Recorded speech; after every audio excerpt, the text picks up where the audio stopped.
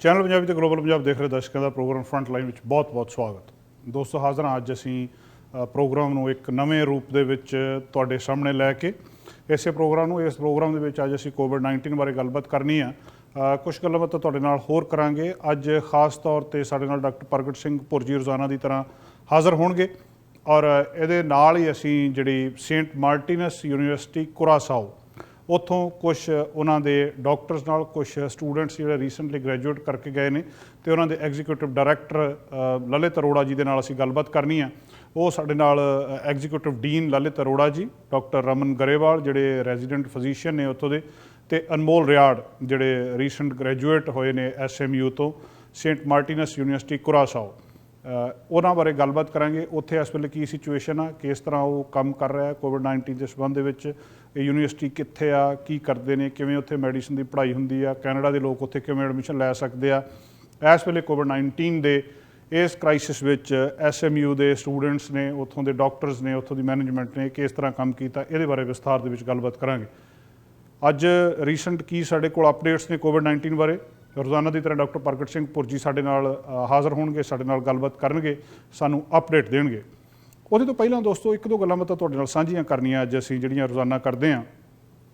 ਇੱਕ ਸ਼ਬਦ ਸਾਨੂੰ ਇਹ ਸਾਰੇ ਕੁਛ ਦੇ ਵਿੱਚ ਵਾਰ-ਵਾਰ ਸੁਣਨ ਨੂੰ ਮਿਲਿਆ ਕਿ ਕਰਵ ਨੂੰ ਫਲੈਟ ਕਰਨਾ, ਕਿ ਕੋਈ ਕਰਵ ਆ ਉਹਨੂੰ ਫਲੈਟ ਕਰਨਾ, ਇਹਦਾ ਕੀ ਮਤਲਬ ਆ।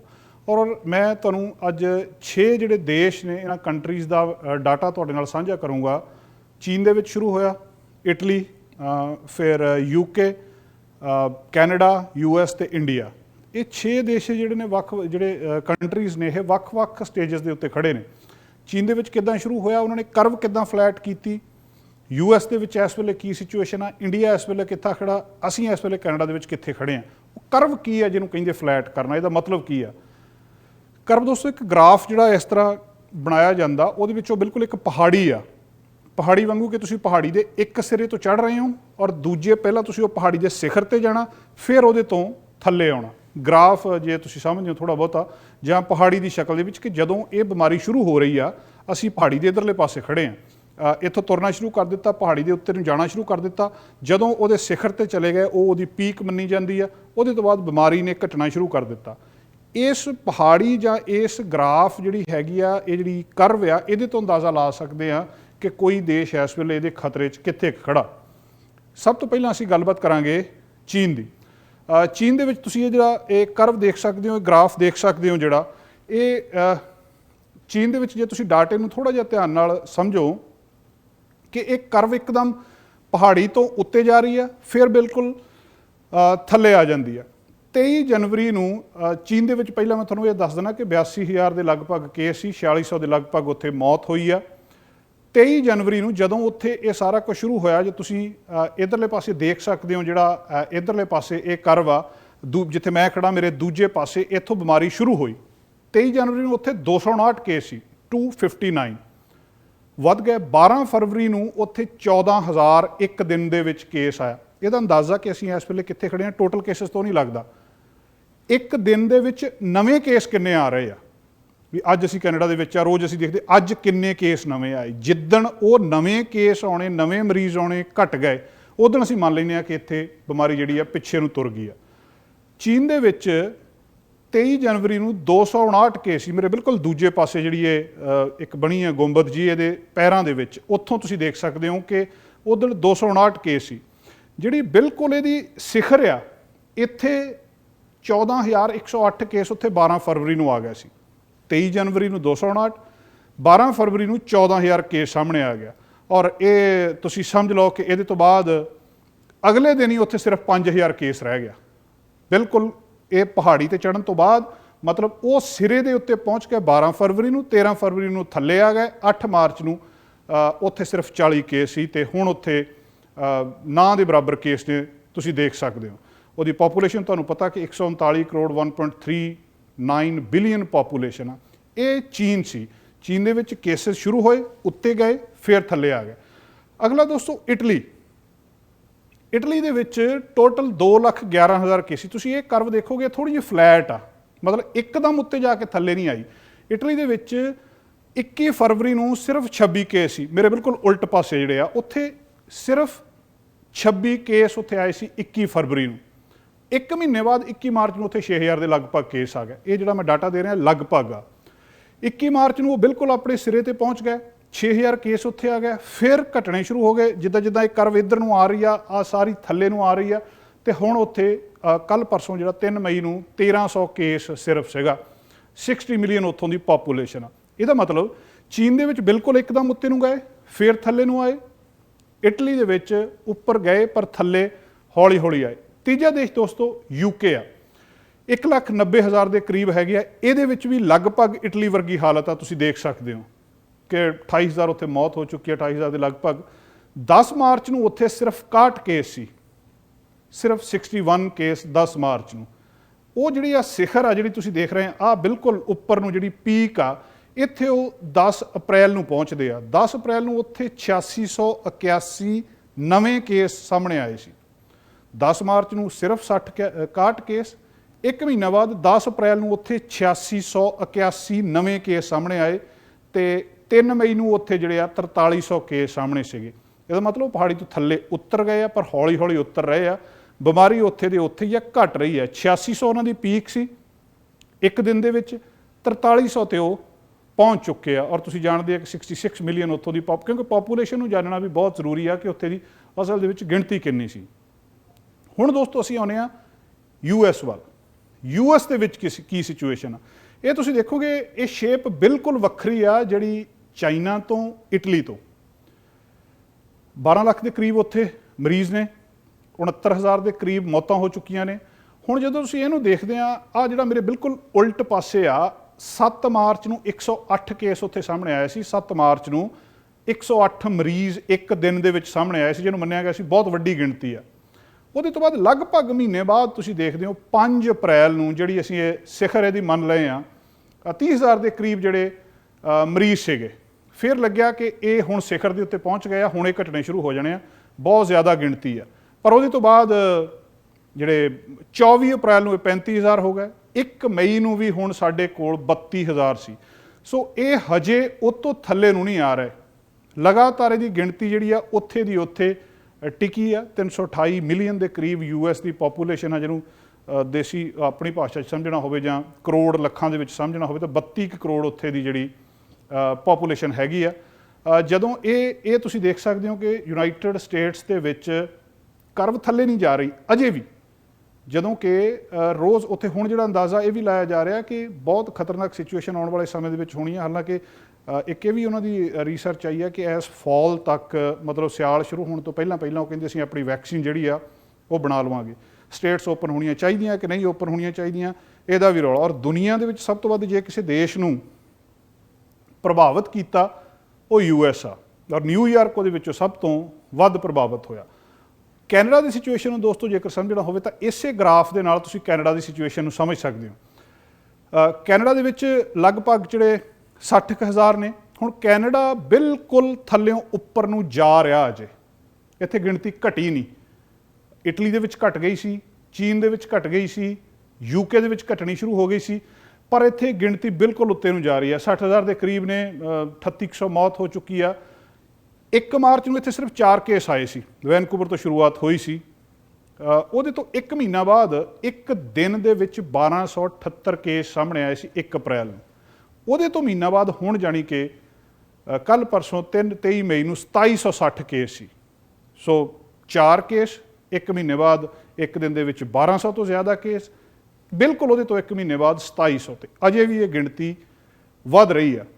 ਟੋਟਲ ਤੁਸੀਂ ਜਾਣਦੇ ਹੋ ਕਿ 37 ਮਿਲੀਅਨ ਦੇ ਕਰੀਬ ਜਿਹੜੀ ਪਾਪੂਲੇਸ਼ਨ ਆ, 3 ਕਰੋੜ 75 ਲੱਖ। ਇਹਦੇ ਤੋਂ ਬਾਅਦ ਸਾਡਾ ਧਿਆਨ ਜਾਂਦਾ ਦੋਸਤੋ ਇੰਡੀਆ ਵੱਲ ਨੂੰ। ਇੰਡੀਆ ਦਾ ਗ੍ਰਾਫ ਵੀ ਲਗਭਗ ਕੈਨੇਡਾ ਵਰਗਾ ਆ। 46,437 ਉੱਥੇ ਟੋਟਲ ਇਹਦੇ ਲਗਭਗ ਮਰੀਜ਼ ਨੇ, 1500 ਉੱਥੇ ਮੌਤ ਹੋ ਚੁੱਕੀ ਆ। 3 ਮਾਰਚ ਨੂੰ ਉੱਥੇ ਸਿਰਫ ਜਿਹੜੇ 9 ਪੇਸ਼ੈਂਟ ਸੀਗੇ COVID-19 ਦੇ। 1 ਮਹੀਨੇ ਬਾਅਦ ਤੁਸੀਂ 3 ਅਪ੍ਰੈਲ ਨੂੰ ਦੇਖਦੇ ਆ ਉੱਥੇ 573 ਮਰੀਜ਼ ਸਾਹਮਣੇ ਆ ਗਏ। ਔਰ ਕੱਲ ਉੱਥੇ ਪਰਸੋਂ 2500 ਦੇ ਕਰੀਬ ਨਵੇਂ ਮਰੀਜ਼ ਜਿਹੜੇ ਸਾਹਮਣੇ ਆਏ ਆ। 135 ਕਰੋੜ ਦੇ ਕਰੀਬ 1.35 ਬਿਲੀਅਨ ਉੱਥੇ ਦੀ ਪਾਪੂਲੇਸ਼ਨ ਆ। ਇਸ ਗੱਲ ਤੋਂ ਤੁਸੀਂ ਅੰਦਾਜ਼ਾ ਲਾ ਸਕਦੇ ਹੋ ਕਿ ਕਿੰਨੀ इस वेले इंडिया जिहड़ा उत्थे भी ये सारा कुछ उपर ਵੱਲ ਨੂੰ जा रहा, ग्राफ जिहड़ा आ वो थल्ले नहीं आउंदा। हुण मतलब की है इहदा कि बीमारी ने अपनी सिखर दे उत्ते जाना। एक दिन दे विच जिहड़े नंबर ऑफ न्यू पेशेंट्स आ कोविड-19 दे उन्हां दी गिणती अपनी पीक दे उत्ते जांदी आ। कैनेडा दे विच तुसीं जिहड़ी पूरी सिचुएशन जदों देखदे आ इस वेले असीं देखनी होवे कि पूरे कैनेडा दे विच की सिचुएशन है, क्योंकि कुछ थावां दे उत्ते गलबात चलदी आ कि इन्हां प्रोविंसां नूं रीओपन कर देना, सस्काचुएन नूं, मैनीटोबा नूं। हुण वो कैनेडा की जो तुसीं सिचुएशन देखते हैं कि इत्थे ग्राफ किस तरह का है, साडे कैनेडा दे विच ओवरऑल जिहड़ी सिचुएशन किस तरह की है, इत्थे वक्-वक् प्रोविंसिस नूं तुसीं देखदे आ ते न्यू फाउंडलैंड ते लैब्राडोर दे विच 259 नवे केसिस ने, 259 केसिस ने उत्थे टोटल जिहड़े। क्वेबैक सब तो वध प्रभावित होया। क्वेबैक दे विच 33,000 केस आ, ओंटैरियो दे विच 18,000 केस आ, मैनीटोबा दे विच 282 केस ने, सस्काचुएन दे विच 487 केस ने। सो समझण वाली इहदे विच गल की आ कि मैनीटोबा ते सस्काचुएन दे विच केसिस घट ने, 282 केस एक जगह ने मैनीटोबा दे विच, सस्काचुएन दे विच 487 केस ने। क्योंकि उत्थे नंबर ऑफ केसिस घट ने, इस करके उन्होंने रीओपन की गल हो सकती है। अल्बर्टा दे विच 5800 केसिस ने, BC दे विच जिहड़े 2200 के करीब केसिस ने। तुसीं जाणदे हो और कहा जा रहा है कि कैनेडा डे के उत्ते 1 जुलाई नूं BC दे विच 0 केस हो जाणगे, इस गल की उम्मीद की जा रही है। ये दोस्तों मोटी मोटी जी गल इहनूं समझण दी कि हर देश दे विच बीमारी शुरू हुंदी आ, सिखर ते जांदी आ ते थल्ले आ जांदी आ।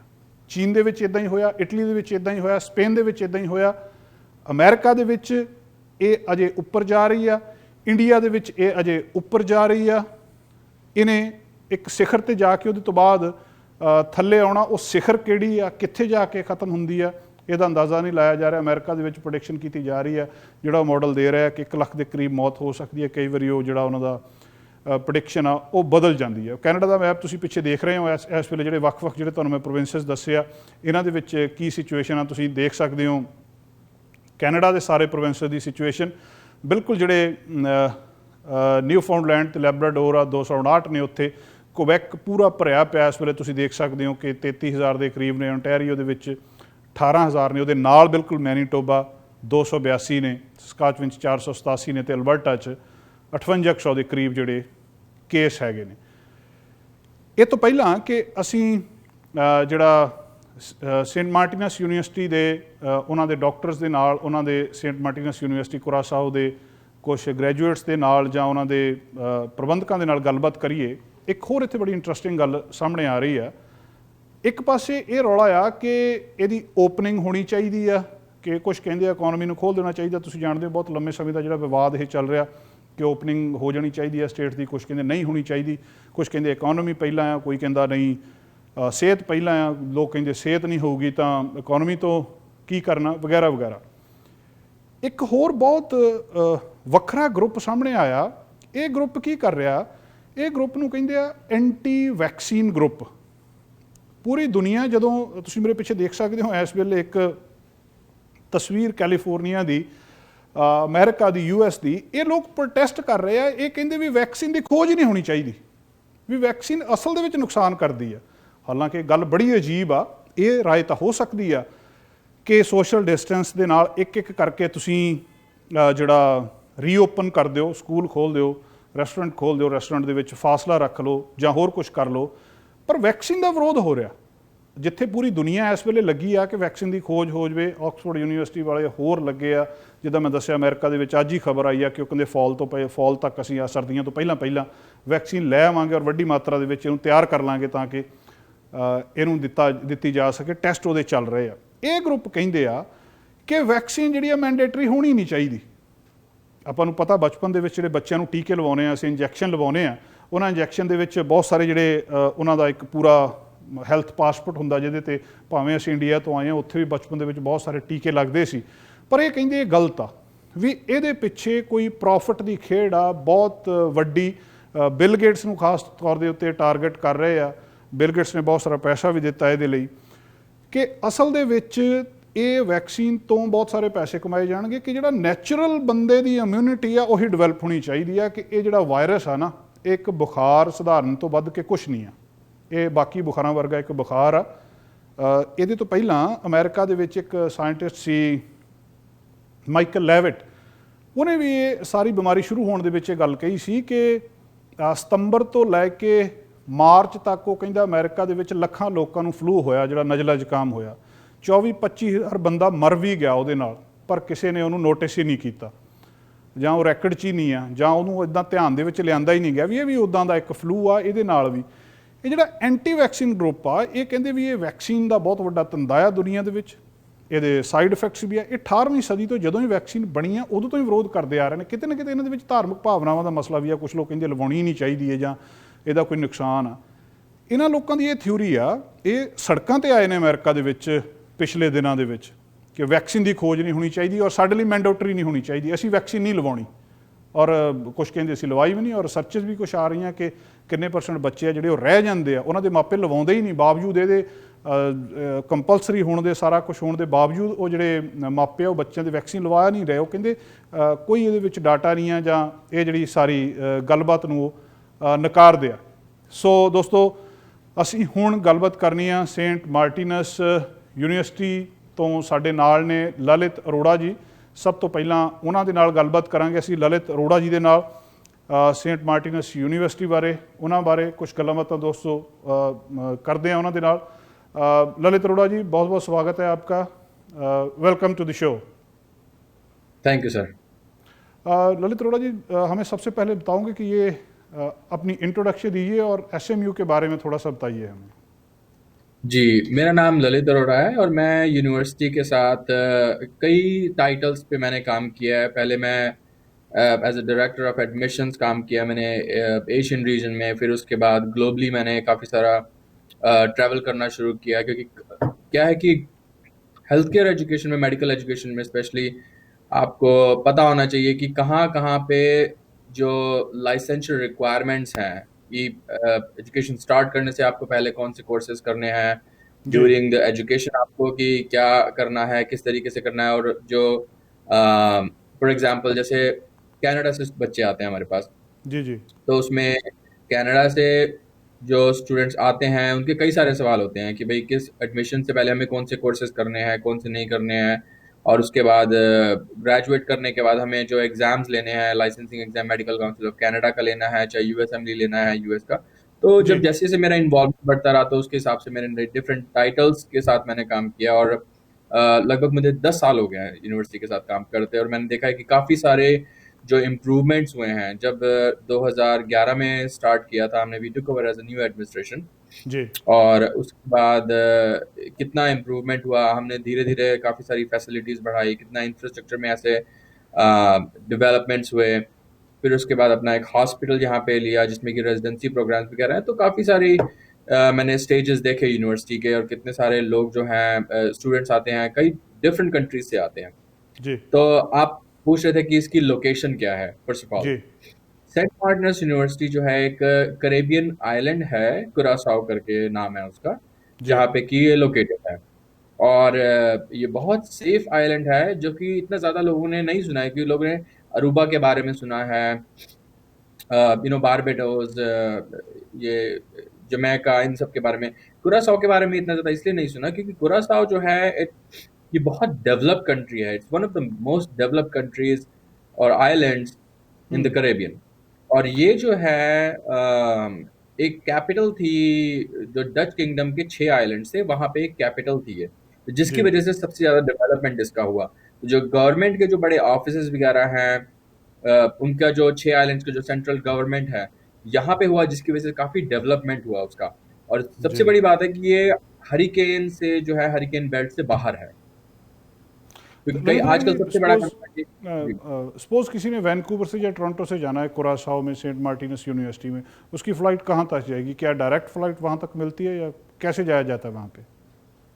देखिए सर, डायरेक्ट फ़्लाइट तो वहाँ की मुश्किल है, और अगर होती भी है तो मेरे ख्याल से मैंने सुना है कि कैलगरी से है और टोरंटो से है, बट लेकिन मेरे ख्याल से वंस अ वीक फ़्लाइट है उसकी। बट अगर आप देखें तो मियामी से, अगर आप यहाँ से वैंकूवर से टोरंटो या टोरंटो से वहाँ जाते हैं, या फिर वहाँ से वैंकूवर से मियामी की फ़्लाइट लेते हैं, और मियामी से वहाँ पे दिन में 3 फ़्लाइट्स हैं, तो वहाँ पर जाना कनेक्टिविटी काफ़ी अच्छी है मियामी से। जी। ये यहाँ पे कुरासाओ में कोरोना वायरस के इस टाइम क्या सिचुएशन है? देखिए, कोरोना वायरस की जो सिचुएशन है, हम बात करते हैं यूएस की, यूके की, कनाडा की, इटली की, स्पेन की, इंडिया की। बट सिचुएशन जो है कुरासाओ के बारे में नहीं डिस्कस किया जाता आज भी। देखिए, अगर ऑनलाइन जाके देखें कि कुरासाओ की सिचुएशन क्या है, वहां पे सिर्फ 16 केसेस हैं। जी जिस तरीके से इन लोगों ने मैनेज किया और जिस तरीके से कंटेन किया है इसको, वायरस को, और स्प्रेड होने से, जी इट्स अनबिलीवेबल, इट्स अमेजिंग। और वहां पे पिछले एक महीने के अंदर, लगभग एक महीने के अंदर अंदर आप देखें तो मेरे ख्याल से 4 से 5 केसेस आए हैं बस। और अब उनका जो जैसे लॉकडाउन है, मेरे ख्याल से कुरासाओ पहली कंट्री होगी वर्ल्ड में जिसका कि लॉकडाउन जो है मई 8 को खत्म होने वाला है, और वहां पे सब लोग लगभग लगभग अपने बैक टू नॉर्मल लाइफ पे आ जाएंगे। तो मेरे ख्याल से सबसे पहली कंट्री ये है जिसने कि लॉकडाउन जो है अपना हटाने का फैसला किया है 8 तारीख को।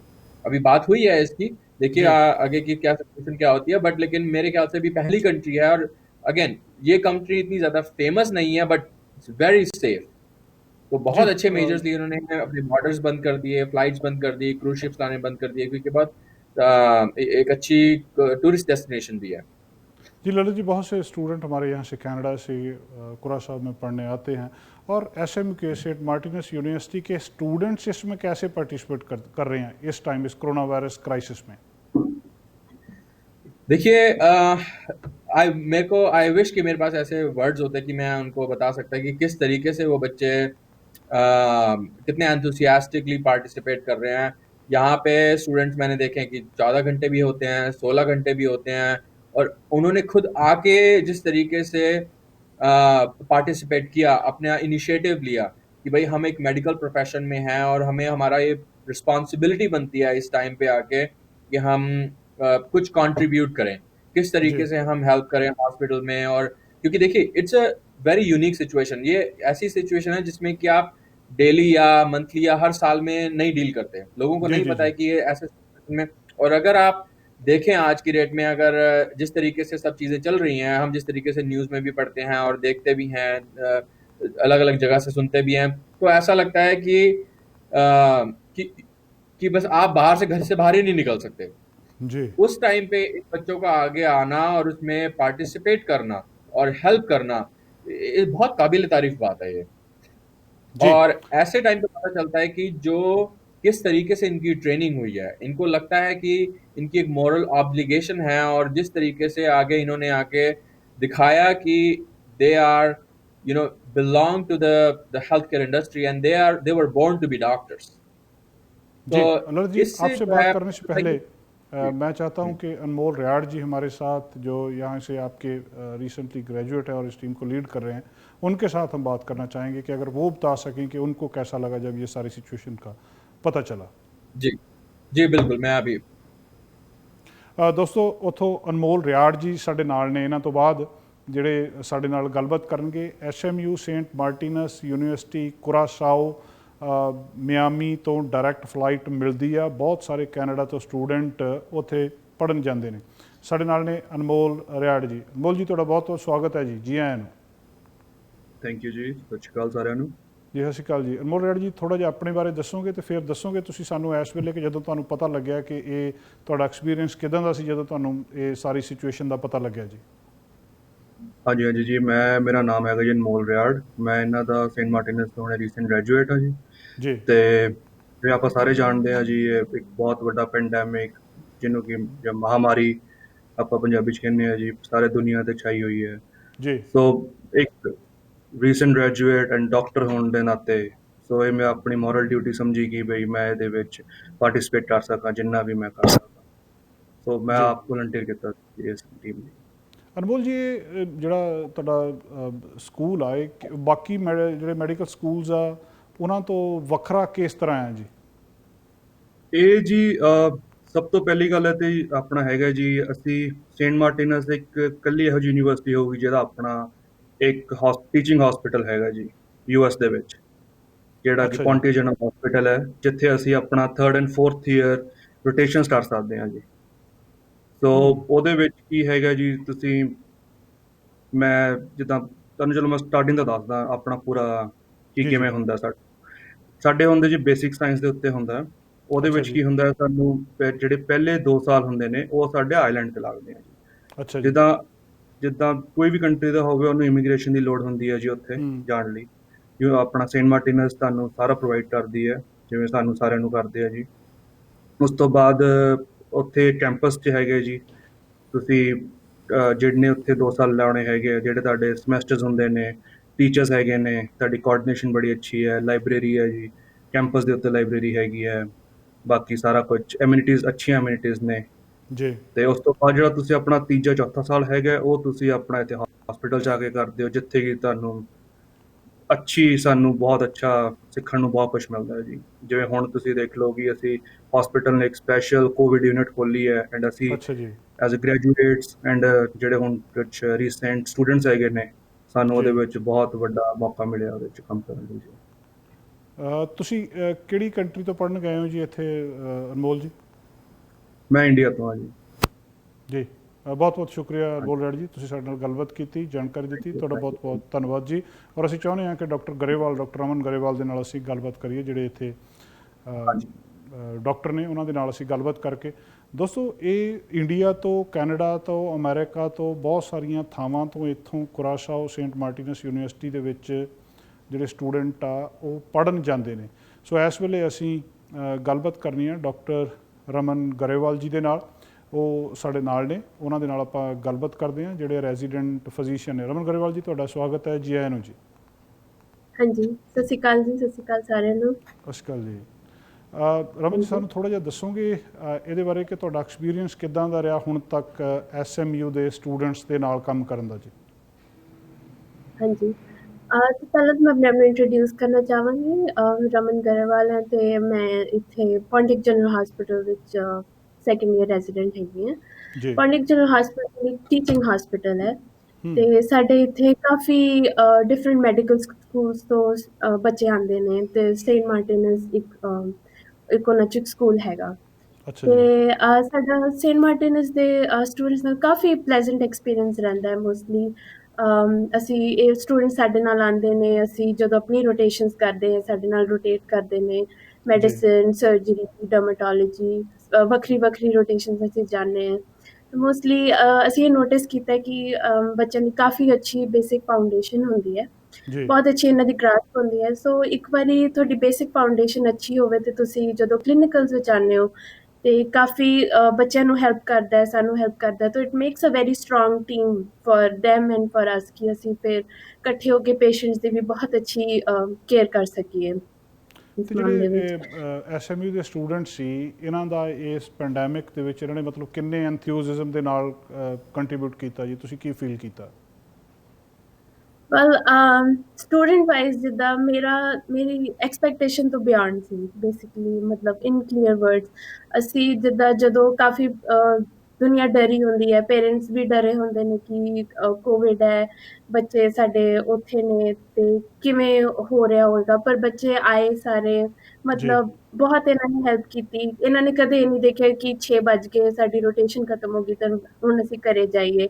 ਜੇ ਅਸੀਂ ਓਵਰਵੈਲਮਡ ਹੋ ਰਹੇ ਸੀ, ਇਹਨਾਂ ਪਿੱਛੇ ਰਹੇ, ਸਾਡੇ ਨਾਲ ਸਾਡੀ ਹੈਲਪ ਕੀਤੀ, ਨਰਸਿਸ ਦੀ ਹੈਲਪ ਕੀਤੀ।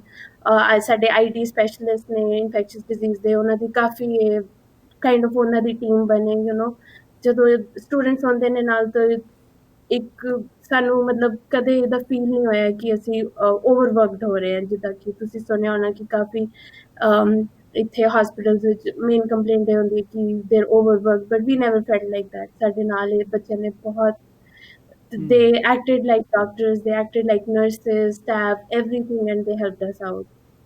ਇਹ ਜੀ। ਸਾਰੇ ਰਮਨ ਗਰੇਵਾਲ ਜੀ, ਬਹੁਤ ਬਹੁਤ ਸ਼ੁਕਰੀਆ, ਤੁਸੀਂ ਸਾਡੇ ਨਾਲ ਆਪਣਾ ਐਕਸਪੀਰੀਅੰਸ ਸ਼ੇਅਰ ਕੀਤਾ। Thank you very much. Thank you.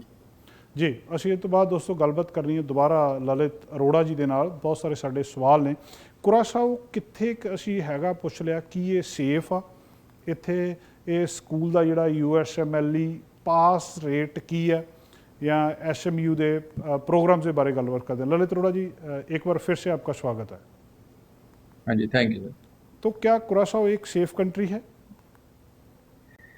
जी बिल्कुल, कुरासाओ बहुत सेफ कंट्री है।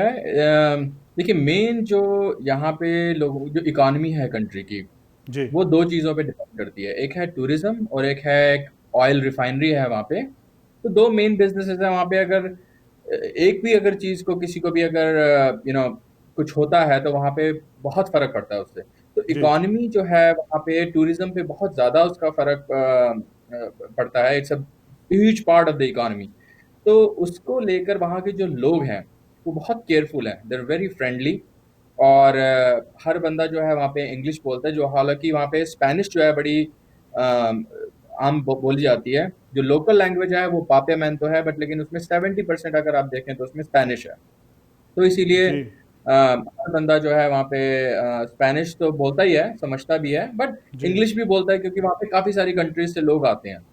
और वहाँ पे जो डाउनटाउन है और वहाँ पे जितने भी स्टोर्स हैं, काफ़ी सारे इंडियन लोग हैं जिन्होंने कि वहाँ पे अपने स्टोर्स दे रखे हैं। तो वहाँ पे अगर आप जाएंगे तो आपको ऐसा नहीं लगेगा कि आप किसी ऐसी कंट्री में आ गए जिसमें कि आप किसी से बात नहीं कर सकते, या किसी से कुछ पूछ नहीं सकते, कोई मदद नहीं मांग सकते। अगर कहीं किसी को आपको रास्ता जाना है, पूछना है, तो बड़ा ही फ्रेंडली आइलैंड है, बहुत फ्रेंडली कंट्री है। और जी जिस तरीके से वहाँ पे स्ट्रक्चर भी है उसका, आप देखें गूगल मैप्स में भी देखा मैंने, रिसेंटली देखा था, अदरवाइज कभी यूज़ नहीं करा था मैंने भी। गूगल जी मैप्स में अगर आप देखेंगे वहाँ पे कुछ भी अगर जगह पे जाना है तो आप वहाँ पे एंटर करें और I mean you can go to your destination. It's very friendly structured. Dutch लोगों ने बहुत ही अच्छे तरीके से उसे बनाया हुआ है, जिसमें कि आपको कोई प्रॉब्लम नहीं होती, you don't get lost there. Lalit Arora ji, आपके स्कूल का जो यूएसएमएलई पास परसेंटेज कितना है?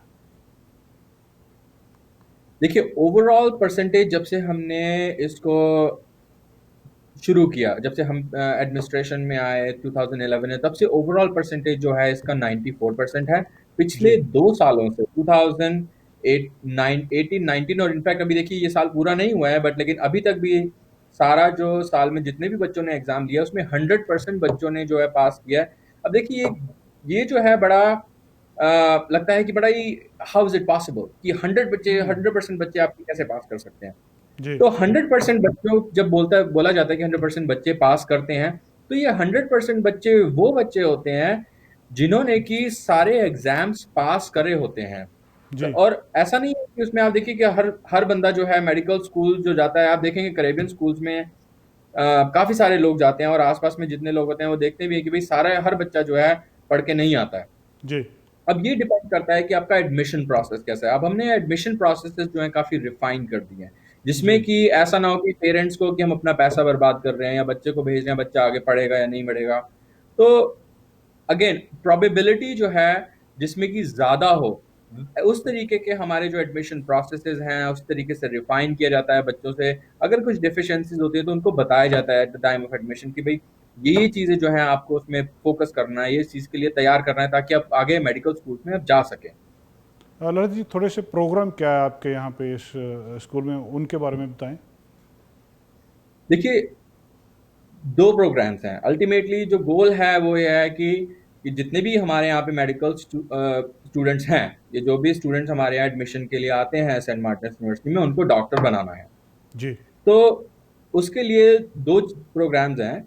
एक तो प्रोग्राम है जो स्टूडेंट्स जो हैं वो हाई स्कूल फिनिश करके आते हैं, जी तो उनको क्या है कि प्री मेड प्रोग्राम करना होता है अपना मेडिकल स्कूल में एडमिशन के लिए। जी तो जिसके लिए क्या है उनको 90 क्रेडिट आवर्स चाहिए होते हैं साइंस कोर्सेज के। मैं आपको यहाँ पे बहुत ज़्यादा डिटेल्स बताऊंगा तो बहुत ज़्यादा कंफ्यूजन हो जाएगी। तो जी जी मेरी आपसे ये रिकमेंड है, जो भी शो को देखे और पता करना चाहे तो वो डायरेक्टली admissions@martinez.edu पे ईमेल करें, और या फिर जी स्कूल पे कॉल करें और पता करें कि एग्जैक्ट रिक्वायरमेंट्स क्या हैं। क्योंकि वो ऐसी रिक्वायरमेंट्स हैं जो कि कभी किसी ने 12वीं के बाद कुछ किया है या हाई स्कूल के बाद कुछ किया है, और किसी ने अंडर ग्रेड किया है, तो बड़ा ही सिचुएशनल क्वेश्चन है ये। तो क्या तो एसएमयू उसके कैनेडियन बाद अगर फेडरल, जी जी जी, प्लीज कंटिन्यू। तो आप कोर्स क्रेडिट्स किस तरीके से कैलकुलेट होते हैं, कैसे इवेलुएट्स होती हैं ट्रांसक्रिप्ट, ये उसके बाद का क्वेश्चन है। जब आप कांटेक्ट करते हैं, एप्लीकेशन भरते हैं और उसका ट्रांसफर क्रेडिट्स के लिए आप देखते हैं, अप्लाई करते हैं, तब का ये क्वेश्चन है। तो इसी तो तरीके क्या से प्रोग्राम के बारे में बताता, हाई जी स्कूल, अगर आपने हाई स्कूल के बाद आप अप्लाई कर सकते हैं और आपको प्री मेड करना है या डायरेक्टली आपको उसमें एडमिशन मिलेगा अगर आपने हाई स्कूल के बाद कुछ किया है, तो ये डिपेंड करता है एडमिशन। तो मेरी जो आपसे रिकमेंडेशन है या सभी से जो भी एडमिशन के लिए अप्लाई करना चाहते हैं, तो एडमिशन एडवाइजर से आप बात करें। कि अब आप डॉक्टर बनना चाहते हैं हाई स्कूल के बाद या अंडरग्रेड करने के बाद, वो आपको बताएंगे कि इसका सही प्रोसेस क्या है। वेबसाइट एक बार बताएंगे फिर आप जी। जी, वेबसाइट है www.martinus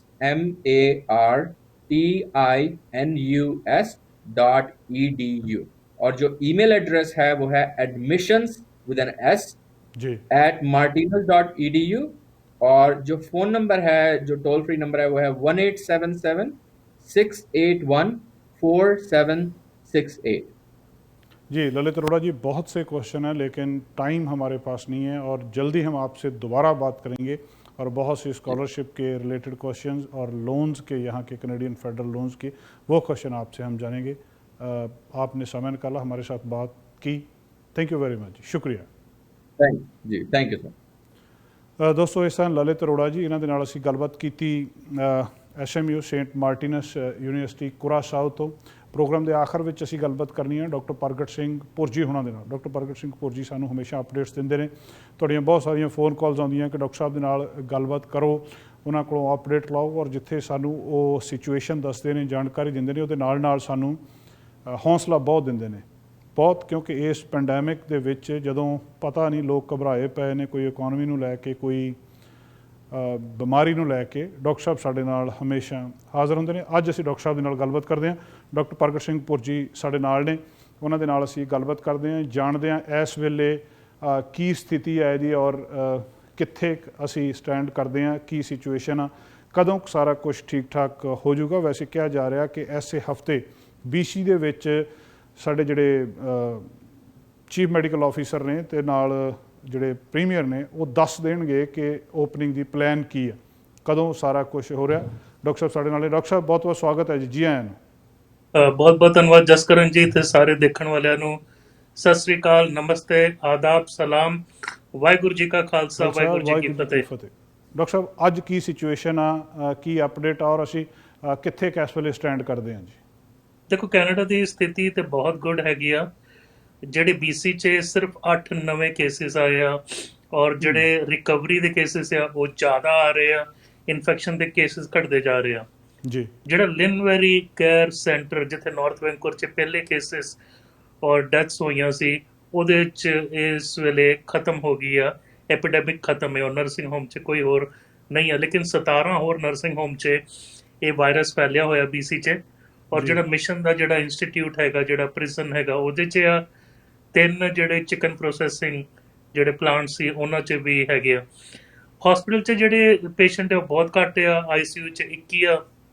ਡਾਕਟਰ ਥਰੀਸਾ ਟੈਮ ਨੇ ਵੀ ਦੱਸਿਆ, ਜਿਹੜੇ ਸਾਡੇ ਫੈਡਰਲ ਚੀਫ ਮੈਡੀਕਲ ਆਫਿਸਰ ਆ, ਵੀ ਇਹਦੀ ਜਿਹੜੀ ਦਰ ਜਿਹੜੀ ਹੈਗੀ ਆ ਹੁਣ ਘਟਦੀ ਜਾ ਰਹੀ ਆ। ਸਿਰਫ 3% ਦੇ ਵਿੱਚ ਵਾਧਾ ਹੋ ਰਿਹਾ, ਹਾਲਾਂਕਿ ਟੈਸਟਿੰਗ ਬਹੁਤ ਜ਼ਿਆਦਾ ਹੋ ਰਹੀ ਹੈ। ਸੋ ਕਰੀਬਨ 1 ਮਿਲੀਅਨ ਆਪਾਂ ਟੈਸਟ ਕਰ ਚੁੱਕੇ ਆ ਤੇ 62 ਕੇ 63,000 ਦੇ ਲੱਗੇ ਚੱਗੇ ਪੋਜ਼ਿਟਿਵ ਆ। ਸੋ ਅਬਾਊਟ 60 to 63%, 6.2 ਜਾਂ 6.3%।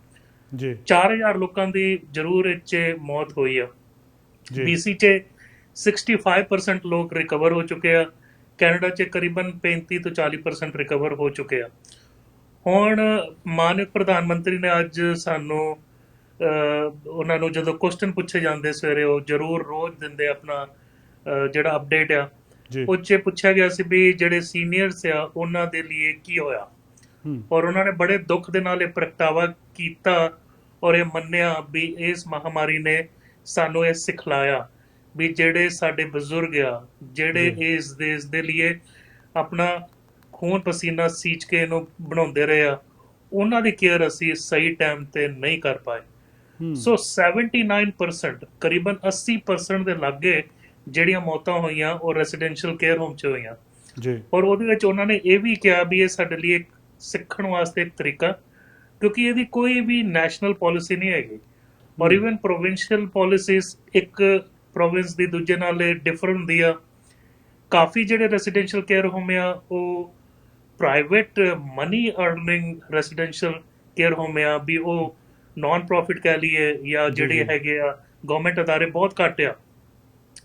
ਆਈਡਲੀ ਇੱਕ ਕਮਰੇ 'ਚ ਇੱਕ ਵਿਅਕਤੀ ਹੋਣਾ ਚਾਹੀਦਾ, ਲੇਕਿਨ ਕਈ ਵਾਰ 2-2 ਪਾਏ ਹੁੰਦੇ ਆ। ਜਿਹੜੇ ਨਾ ਸਟਾਫ ਜਿਹੜਾ ਕੰਮ ਕਰਨ ਵਾਲਾ, ਉਹਨਾਂ ਨੂੰ ਬੜੀ ਮਿਨੀਮਮ ਵੇਜ ਦਿੱਤੀ ਜਾਂਦੀ ਹੈ। ਔਰ ਕਈ ਵਾਰ ਉਹ ਜਿਹੜਾ ਸਟਾਫ ਆ ਉਹਨਾਂ ਨੂੰ ਦੋ ਜਗ੍ਹਾ ਕੰਮ ਕਰਨਾ ਪੈਂਦਾ, ਜਾਂ ਇੱਕ ਰੈਜ਼ੀਡੈਂਸ਼ੀਅਲ ਹੋਮ ਤੇ ਕੰਮ ਕਰਕੇ ਦੂਜੀ ਜਗ੍ਹਾ ਵੀ ਜਾਣਾ ਪੈਂਦਾ।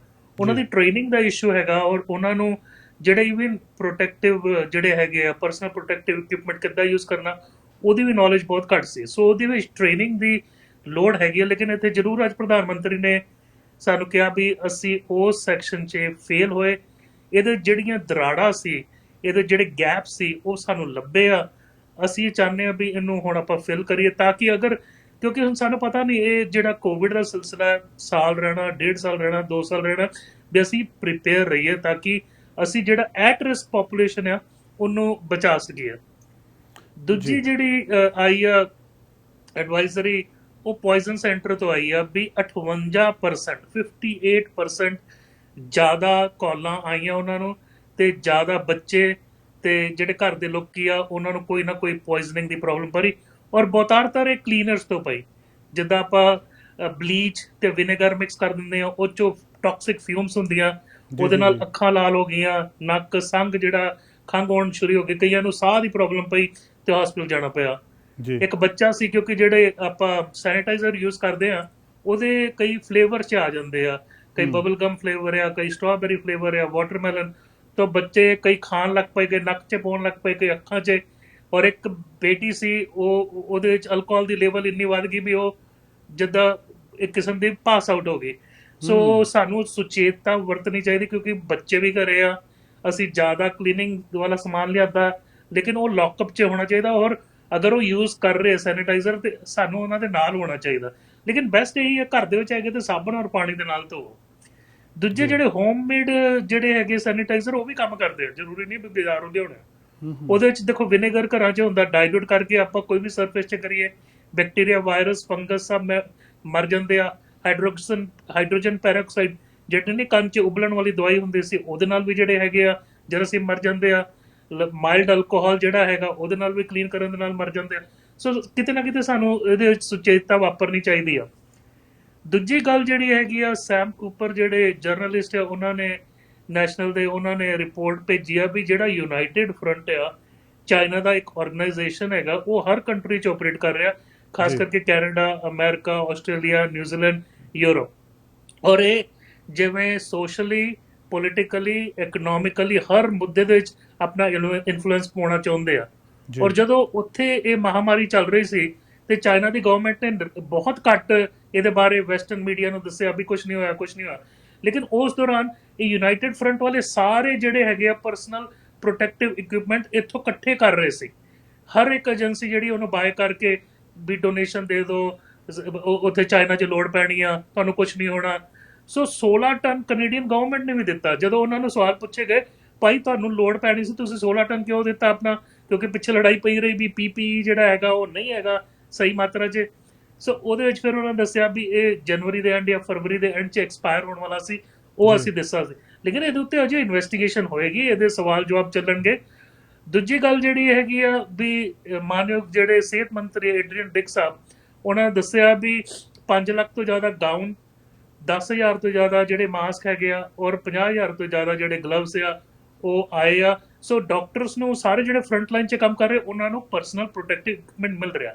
ਲੇਕਿਨ ਜੀ। ਫਿਰ ਆਪਾਂ ਕਹਿ ਰਹੇ ਹਾਂ ਹਸਪੀਟਲ 'ਚ ਇਹਦੀ ਦਰ ਬਹੁਤ ਘੱਟ ਆ, ਕੁਛ 70-80 ਪੇਸ਼ੈਂਟ ਹਸਪੀਟਲ 'ਚ, ਸਿਰਫ 21 ICU 'ਚ ਆ। ਸੋ ਕਿਤੇ ਨਾ ਕਿਤੇ ਓਵਰਆਲ ਜਿਹੜਾ ਹੈਗਾ ਇਹਦੀ ਸਲਾਈਡ ਥੱਲੇ ਨੂੰ ਹੋ ਰਹੀ ਆ। ਕੱਲ ਪ੍ਰੀਮੀਅਰ ਸਾਹਿਬ BC ਦੇ ਜੌਨ ਹੋਰਗਨ ਸਾਹਿਬ, ਉਹਨਾਂ ਨੇ ਪਲਾਨ ਦੱਸਣਾ ਵੀ ਹੌਲੀ ਹੌਲੀ ਆਪਾਂ ਕਿੱਦਾਂ ਅਨਲੌਕ ਕਰਨਾ। ਲੇਕਿਨ ਬੋਨੀ ਹੈਨਰੀ ਜੀ ਉਹ ਆਲਰੇਡੀ ਕਹਿ ਚੁੱਕੇ ਆ ਵੀ ਸਮਰ ਦੀ ਪਲਾਨਿੰਗ ਨਾ ਕਰੋ, ਘਰ ਦੇ ਲਾਗੇ ਚਾਗੇ ਰਹੋ। ਤੁਹਾਡੇ ਘਰ ਦੇ ਲਾਗੇ ਚਾਗੇ ਵੀ ਬੜੀ ਕੋਈ ਚੀਜ਼ਾਂ ਹੈਗੀਆਂ ਘੁੰਮਣ ਫਿਰਨ ਵਾਲੀਆਂ, ਵੀ ਦੂਰ ਆਪਾਂ ਟਰੈਵਲਿੰਗ ਨਹੀਂ ਕਰਨੀ। ਇਹ ਸਮਰ ਸਾਨੂੰ ਘਰ ਦੇ ਲਾਗੇ ਚਾਗੇ ਹੀ ਰਹਿਣਾ ਚਾਹੀਦਾ। ਔਰ ਇੰਟਰਨੈਸ਼ਨਲ ਟਰੈਵਲ ਜਿਹੜਾ ਹੈਗਾ ਸ਼ਾਇਦ ਮੇਬੀ ਅਗਲੇ ਸਾਲ ਸ਼ੁਰੂ ਹੋਊਗਾ। ਨਿਊਜ਼ੀਲੈਂਡ ਔਰ ਆਸਟ੍ਰੇਲੀਆ ਅਗਸਤ 'ਚ ਸੋਚ ਰਿਹਾ ਵੀ 2 ਬਬਲਸ, ਕਿਉਂਕਿ ਉਹਨਾਂ ਦੇ ਕੇਸਿਸ ਬਹੁਤ ਘੱਟ ਆ, ਵੀ 2 ਕੰਟਰੀਆਂ ਆਪਸ 'ਚ ਮਿਲਣ, ਸ਼ਾਇਦ ਹੋਰ ਕੰਟਰੀਆਂ ਉਹ 'ਚ ਐਡ ਹੋਣਗੀਆਂ। ਅਮਰੀਕਾ ਕੈਨੇਡਾ ਬਾਰਡਰ ਕਦੋਂ ਖੁੱਲਣਾ ਇਹ ਪਤਾ ਨਹੀਂ, ਮੇਰੇ ਖਿਆਲ ਨਾਲ ਅਜੇ ਟਾਈਮ ਲੱਗੂਗਾ ਜਦ ਤੱਕ ਅਮਰੀਕਾ ਦੇ ਕੇਸਿਸ ਡਾਊਨ ਨਹੀਂ ਹੁੰਦੇ। ਕਿਉਂਕਿ ਅਗਰ ਆਪਾਂ ਦੇਖੀਏ 40 ਤੋਂ 45% ਜਿਹੜੇ ਮੁੱਢਲੇ ਕੇਸਿਸ ਕੈਨੇਡਾ 'ਚ ਆਏ, ਖਾਸ ਕਰਕੇ ਓਨਟਾਰੀਓ ਔਰ ਕਿਊਬੈਕ, ਉਹ ਅਮਰੀਕਾ ਤੋਂ ਆਏ ਸੀ ਬਜਾਏ ਕਿ ਚਾਈਨਾ ਤੋਂ ਆਏ ਸੀ।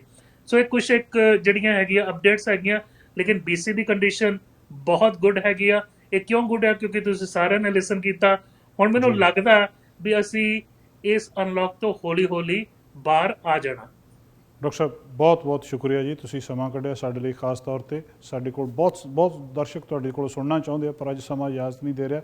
ਕੱਲ੍ਹ ਜ਼ਰੂਰ ਤੁਹਾਡੇ ਕੋਲੋਂ ਅਸੀਂ ਅਪਡੇਟਸ ਲਵਾਂਗੇ। ਤੁਸੀਂ ਸਮਾਂ ਕੱਢਦੇ ਹੋ, ਬਹੁਤ ਬਹੁਤ ਮਿਹਰਬਾਨੀ doctor Sahib. Thank you very much. ਬਹੁਤ ਬਹੁਤ ਧੰਨਵਾਦ। ਖੁਸ਼ ਰਹੋ, ਆਬਾਦ ਰਹੋ। ਸਮਾਂ ਸਹੀ ਆ ਰਿਹਾ। Thank you very much doctor Sahib.